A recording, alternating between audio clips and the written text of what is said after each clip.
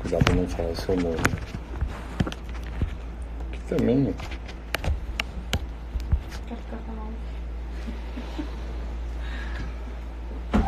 Ai. Não, tem 200 pessoas já. 300, 330, 363. Agora tem que esquecer da câmera. O que? Já bateu nervoso? Você usa lente, contato? Não. Sério?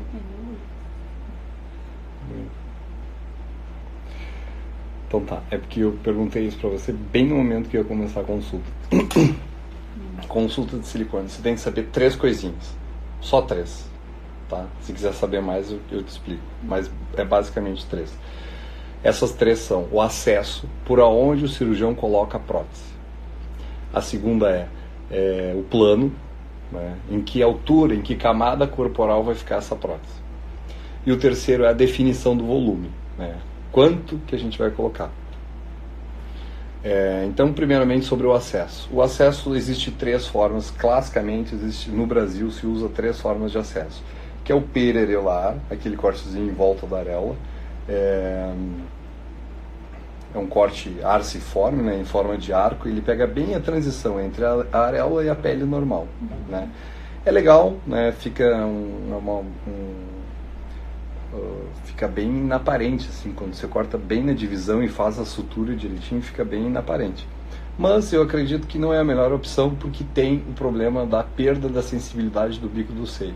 Então eu acho que perde totalmente o sentido de você colocar uma prótese de mama pelo bico do seio, vai ficar com a mama bonita, mas vai perder a sensibilidade do bico do seio, que é uma zona erógena. Então eu praticamente não faço essa.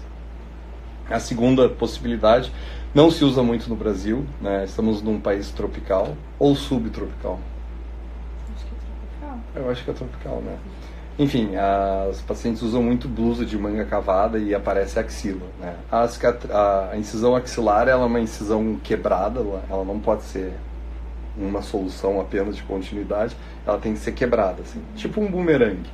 Fica na axila, a partir dali a gente faz um túnel de descolamento que chega até a topografia mamária e entra com a prótese ali. É legal porque a mama fica sem cicatriz, mas você fica com cicatriz na axila, né, no sovaco. E o Brasil é um país tropical, onde as pessoas, principalmente agora no verão, né, as mulheres usam muito blusa com manga cavada. Se levantar o braço aparece uma cicatriz debaixo de cada braço. Não acho tão legal. Para fazer em série, né, eu faço muita prótese. A gente tem lá no Mato Grosso esse projeto aí, a gente chegou a fazer 150 cirurgias por mês. Vou falar rapidamente uma história que eu fiz uma analogia para uma engenheira lá em Sorriso e ela entendeu direitinho aonde eu queria chegar.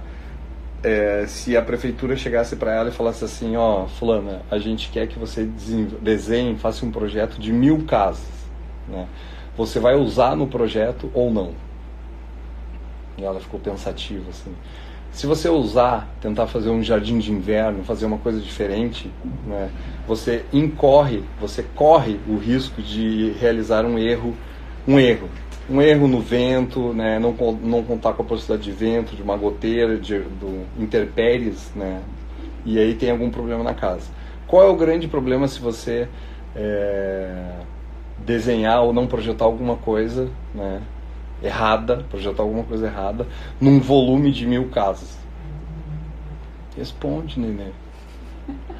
O erro se torna sistemático, né? Erro sistemático é quando não aconteceu uma vez só. Ele acontece em escala, né? Empresas que fazem carro, né, volta e meia tem que fazer um recall, né, de algum carro. Volta aí a série tal, passa aqui, tem que trocar o carburador, tem que trocar, sei lá. Por quê? Porque eles se mancam que errarem alguma coisa e tem que fazer um recall para resolver um erro que é sistemático. Então, se essa engenheira tivesse que projetar 1000 casas, ela faria o mais simples possível. Óbvio, desde que fique bom.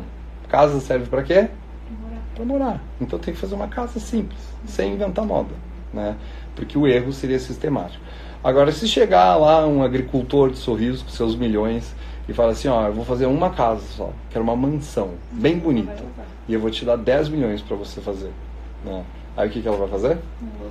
vai usar talareira, jardim de inverno, escada aqui, não sei o quê. Se ela errar, vai ser um problema que ela pode contornar depois. Se ela errar no projeto de 1000 casas da prefeitura, quando vier uma chuva e entrar uma goteira num canto da casa, aquele erro vai ser sistemático. Pode esperar que as outras 999 vão vir reclamar do mesmo erro. Baseado nisso, eu aprendi que eu tenho que desenvolver uma conduta para trabalhar em escala. Então, escala, coisa simples. Incisão inframamária. Plano é a segunda coisa que você tem que saber. O plano, existe o plano submuscular, né? A prótese fica debaixo do músculo. A prótese está sendo exatamente utilizada para segurar meu celular ali, mas a prótese fica debaixo do músculo, ou a prótese pode ficar acima do músculo e apenas embaixo da glândula, né?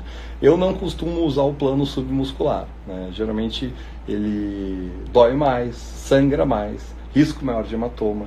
Quando o paciente movimenta os braços no pós-operatório, a mama mexe junto, porque a movimentação do braço envolve contração do músculo peitoral. Aquele que você pega e faz assim, ele mexe. Se quando contrai... Você viu isso já? Vi. Aonde? No teu Instagram. No meu Instagram. Então, quando a paciente contrai, coloca a mão na cintura e faz assim, ó, né? O que acontece? A prótese sobe e corre para a axila. Né? Acho isso feio, né? O que mais da prótese de mama submuscular? Existe esse clichê, né? Mas debaixo do músculo não cai. Não existe isso, não existe. A indicação clássica de submuscular é para pacientes extremamente magras e que não querem o colo muito definido, a parte superior da prótese muito marcada, né? Não querem o peito bola. Várias querem, mas tem algumas que são extremamente magras. Eu não quero peito bola, porque o cara sabe que vai ficar peito bola, porque ela não tem gordura para dar uma plainada. Então, nesses casos, levanta-se uma faixa de músculo e coloca o polo superior da prótese embaixo. E a parte de baixo fica subglandular.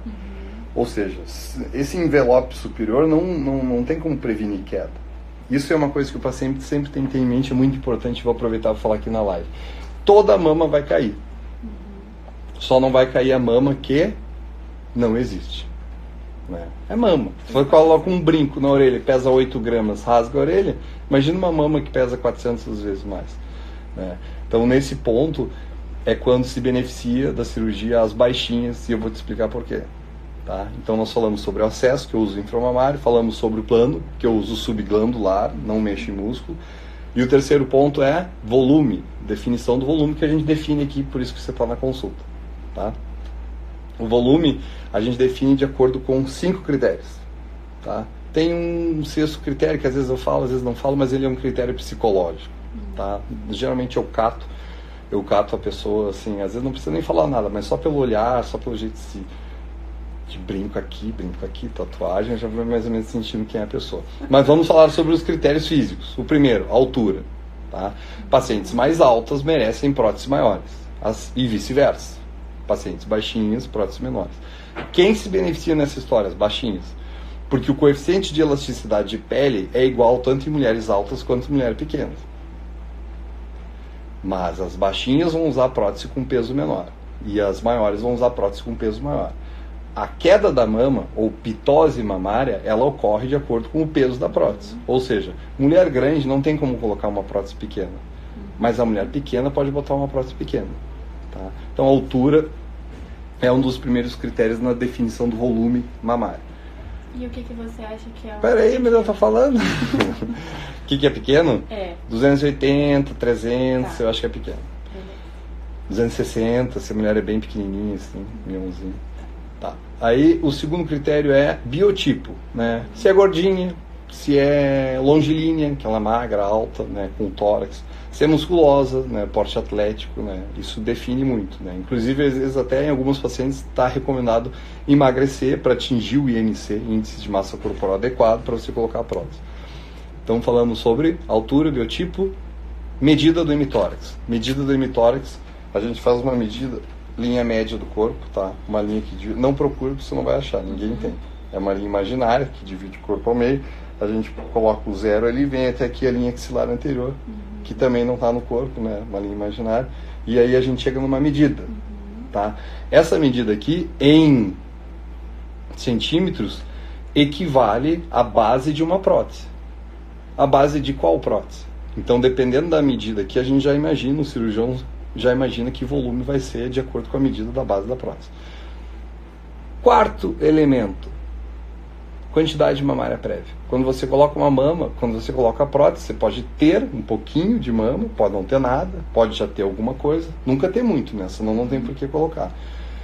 Mas neste intervalo entre ter um pouquinho ou ter alguma coisa, o cirurgião tem que se ligar, porque aquilo ali vai ser somado ao volume da prótese, né? Então quantidade mamária prévia é uma coisa importante, às vezes para trocar um número por outro. 350, mas tem um pouco de mama, então vou botar um 325. E por último, e não menos importante,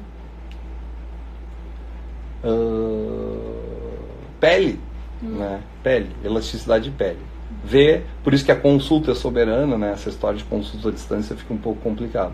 A consulta é importante para o cirurgião passar tudo isso de informação e fazer o exame da paciente, pegar a pele, sentir a elasticidade da pele, para ver se a paciente tem características, tem pele suficiente para acomodar a prótese que as outras características físicas dela estão pedindo.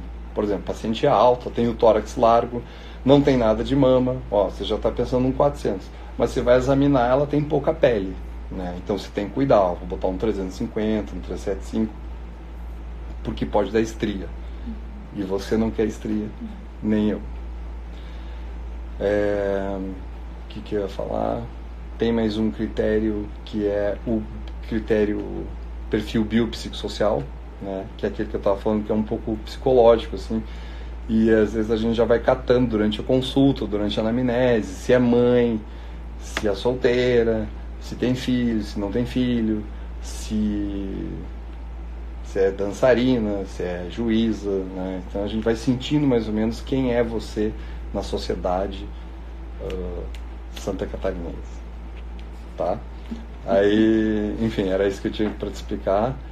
A gente vai continuar a consulta aqui, né? Eu vou te examinar, mas eu queria passar isso. Acho que tinha mais coisa para falar, mas eu sempre esqueço. Beijo, galera.